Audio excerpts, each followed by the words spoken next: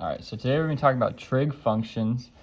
There are three of them. We have sine, cosine, and tangent. And it's going to be up to you to determine which one we should use in every situation.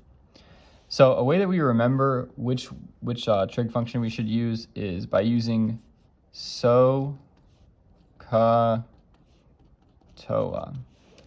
It's not just gibberish. It'll help you remember the order that you set up your equation in. So for example, sine is equal to opposite over hypotenuse. Cosine is equal to adjacent over hypotenuse, and tangent is equal to opposite over adjacent. So that being said, you need to identify which sides of the triangle that you care about. So I'm going to grab a question from the week 12 homework, number 29.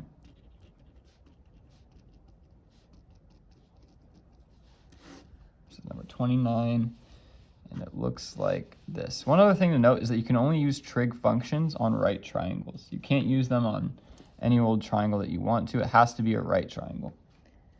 So this is the question number 29 from week 12 homework. Your very first step whenever you do a problem that involves trig functions is to label your sides. So I always like to label the hypotenuse first because it's really easy to see. The hypotenuse is always the one that's away from the 90-degree angle. It's not either of the legs. So we call this one the hypotenuse. And then depending on what angle we choose, we're going to determine which side is opposite and which side is adjacent. So here, if we're standing, let's draw a little picture of ourselves. If we're standing on this angle, which side is opposite of us? The side that's opposite would be this one. It's all the way over here, whereas the side that's adjacent is this one. Now, adjacent just means close to or next to. So you should always label your three sides first before you even begin. Then what you should do is you should choose the two that you care about. Notice that one of these sides is unlabeled. We don't care about that side. We don't care about the hypotenuse here. So the two sides that I care about are adjacent and opposite.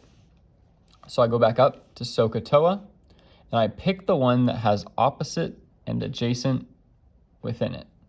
So sine is opposite hypotenuse, that's not it. Cosine is adjacent hypotenuse, that's not it. And tangent is opposite over adjacent, that's it. So that tells me I'm going to use tangent. So it's always going to be tangent, then your angle equals opposite over adjacent. That's what the TOA is there to help you remember. It's going to be opposite, which is x, over adjacent, which is 6.7. Now we get x by itself. Right now x is being divided by 6.7, so we multiply by 6.7 on both sides. Then what we have is x equals 6.7 tangent of 21 degrees. So I use my calculator. One thing to note, make sure your calculator is in degrees. Another thing, don't use iPhone calculators. They are in radians. If you use your iPhone calculator, you get the wrong answer every single time. So don't use those. You may be able to use like a calculator on Google. If you look it up, just make sure your calculator is in degrees. So then you just plug this in, 6.7 tangent 21.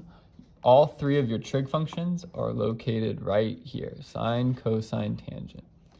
So 6.7 tangent 21, enter. So x equals 2.57. That's your answer. So that's an example of tangent. Let's choose another example. Let's see. So here, this is number 27 from your week 12 homework.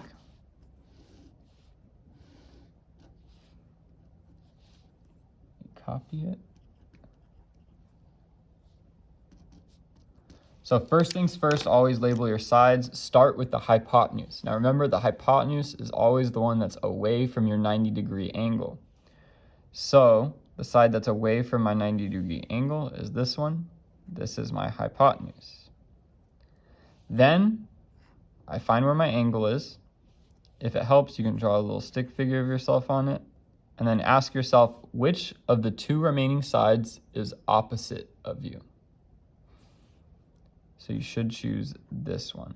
This one is opposite of the 53 degrees. And then the one that's adjacent, which if you remember, adjacent just means close to or next to, is this one right here.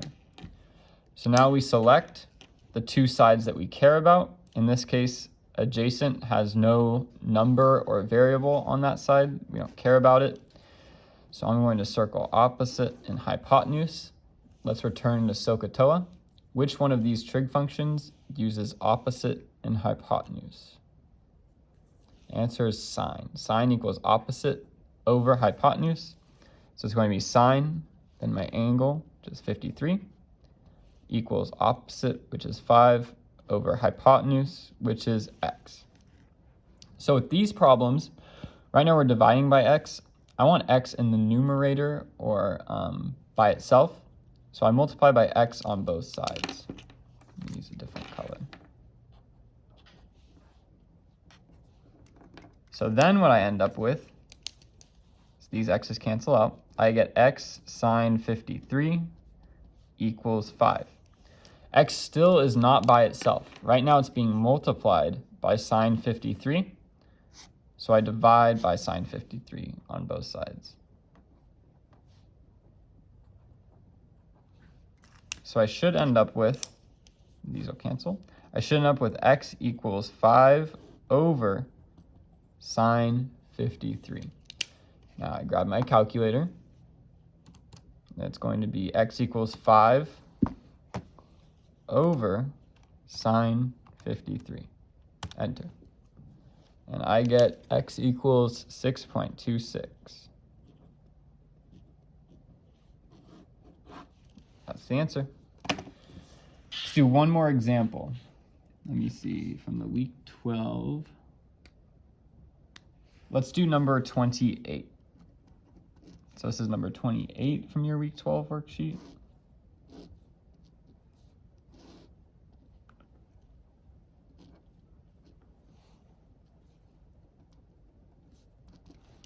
So at this point, you should be somewhat familiar with how to set these up. I would pause the video now and try to set up, try to do this problem on your own. And then now we'll resume it and I'll show you exactly how to do it. So first things first, label your sides. Remember, always label hypotenuse first, opposite the 90-degree angle. So hypotenuse is right there. Then figure out where our reference angle is. This one, we're on 58 right here. So the side that's opposite of me is this one. And the side that's adjacent or close to me is this one. So which two sides do I care about in this case? I care about the hypotenuse and I care about the adjacent side. So going back up to SOHCAHTOA, which one deals with adjacent and hypotenuse? Should be cosine. So we're going to use cosine 58 equals, remember ca says adjacent over hypotenuse. So my adjacent is 6 over hypotenuse, which is x. And then from here I solve for x. Same exact thing we did last time. We need to get x by itself. Right now it's being divided. So we multiply by x on both sides. We'll get x cosine 58 equals 6. Not done yet. X is being multiplied by cosine 58, so we need to do the opposite, which would be divide by cosine 58. So what we end up with is x equals 6 over cosine 58. Use your calculator. 6 over cosine 58. We get 11.32. So x equals 11.32. So you should have a pretty solid idea of how to use these trig functions, how to select them first and foremost, then how to put them into use. Just remember SOHCAHTOA, and you should be fine. that's about it for trig functions. Good luck.